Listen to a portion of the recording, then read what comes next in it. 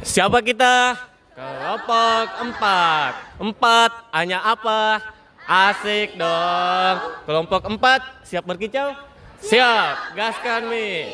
Kicau, kicau, kicau mania. Kicau, kicau, kicau mania. Anjay. Kelompok empat berani, cerdas, berintegritas.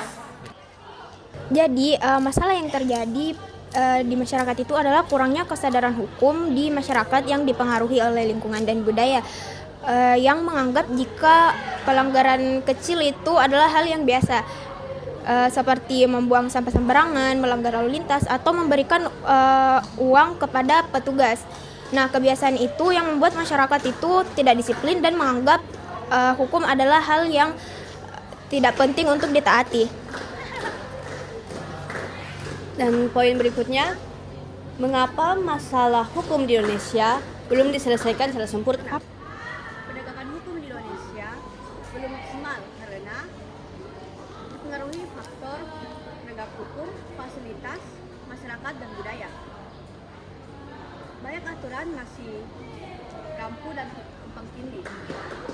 Ditambah rendahnya moralitas sebagai penegak hukum sehingga hukum sulit diterapkan dengan baik.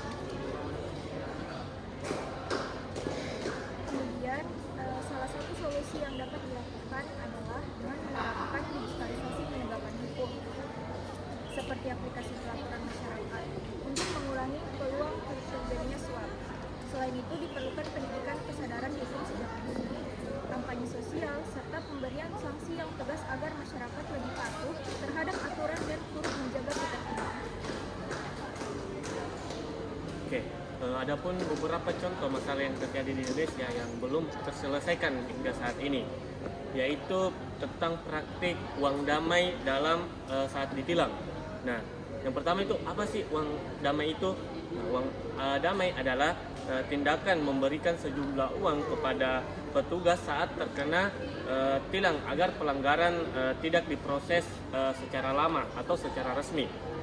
Nah, mengapa hal ini menjadi masalah? Karena beberapa pelanggar memilih jalan pintas ini dengan menyuap petugas karena dianggap lebih singkat atau lebih cepat dan mudah dibanding untuk mengikuti prosedur hukum yang berlaku. Nah, dari hal ini dampak negatif yang ditimbulkan yaitu yang pertama pelanggaran itu akan terus berulang, hilangnya efek jerah dan meningkatnya praktik korupsi serta menurunkan kepercayaan masyarakat terhadap hukum. Nah, contoh sederhananya nih, misalnya seorang pengendara motor tidak memakai helm dan ditilang. Daripada mengikuti proses tilang resmi, ia memberikan uang kepada petugas yang menilangnya. Ia mungkin akan akibatnya dengan hal tersebut, ia mungkin akan melanggar kembali karena merasa tidak ada konsekuensi yang serius. Oke, sekian dari kami. Assalamualaikum warahmatullahi wabarakatuh. Selanjutnya adalah kebijakan kelas mengenai peningkatan kesadaran hukum. Mahasiswa memiliki peran yang penting dalam menumbuhkan budaya taat hukum, baik di lingkungan kampus maupun di lingkungan masyarakat. Peran tersebut dapat diwujudkan melalui kegiatan seperti mengikuti penyuluhan hukum, seminar, diskusi, dan kampanye edukatif yang disebarluaskan melalui media sosial, poster, maupun video. Kegiatan-kegiatan tersebut bertujuan untuk memberikan pemahaman yang lebih luas kepada masyarakat mengenai hak, kewajiban, serta pentingnya mematuhi peraturan yang berlaku. Nah, selain memberikan edukasi, mahasiswa juga harus menjadi teladan dengan bersikap disiplin, tertib, jujur, dan menaati peraturan dalam kehidupan sehari-hari kita, baik di lingkungan kampus maupun di luar kampus seperti di masyarakat. Kesadaran hukum perlu dibangun secara bertahap melalui pendidikan, pembiasaan berperilaku baik, serta penegakan hukum yang adil dan tegas sehingga terciptanya masyarakat yang lebih tertib. Nah, lanjut ke rencana yang dapat dilakukan untuk Pancasila tersebut, yang dimana itu yang pertama meningkatkan kesadaran masyarakat tentang pentingnya menaati hak hukum melalui edukasi dan sosialisasi. Yang kedua yaitu membentuk budaya disiplin dan tertib di lingkungan masyarakat.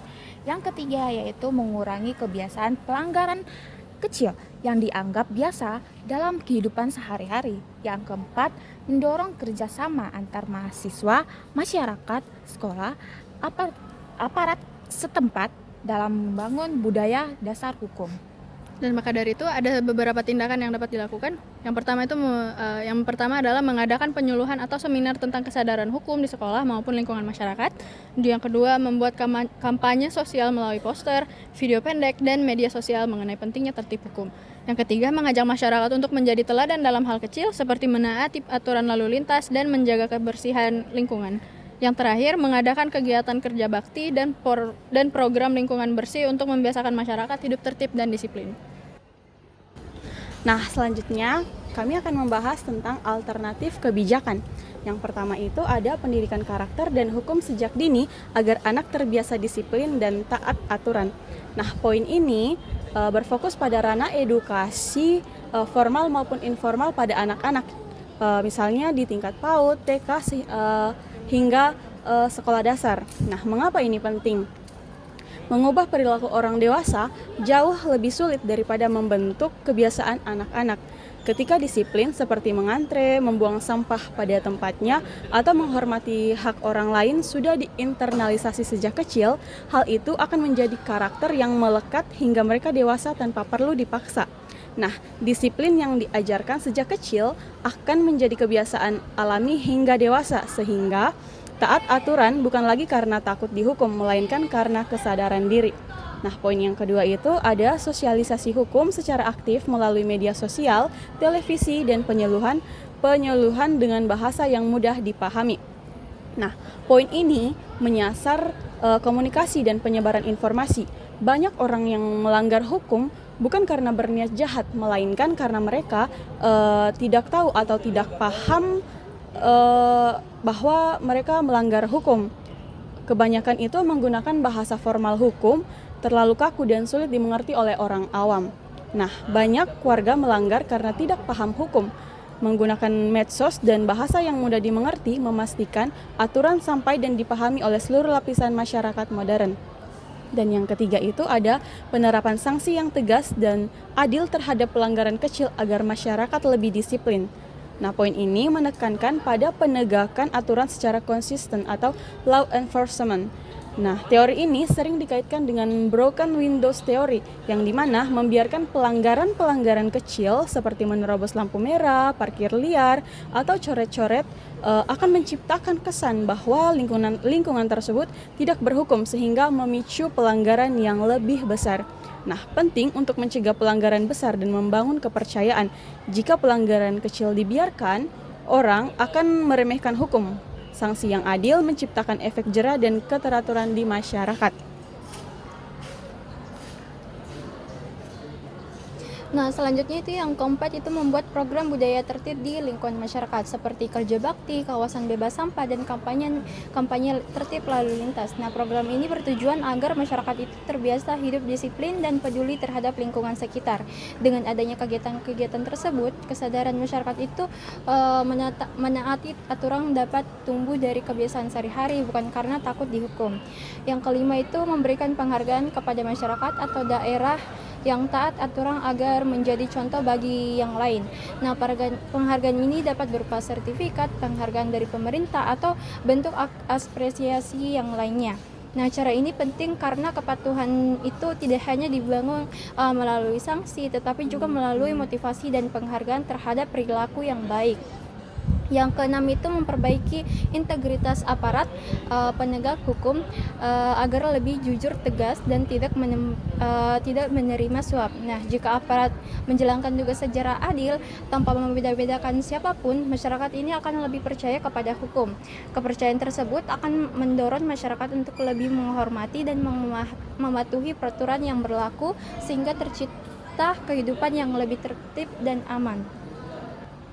Ya, sekian dari kelompok kami. Lebih dan kurangnya mohon dimaafkan. Assalamualaikum warahmatullahi wabarakatuh. Kicau.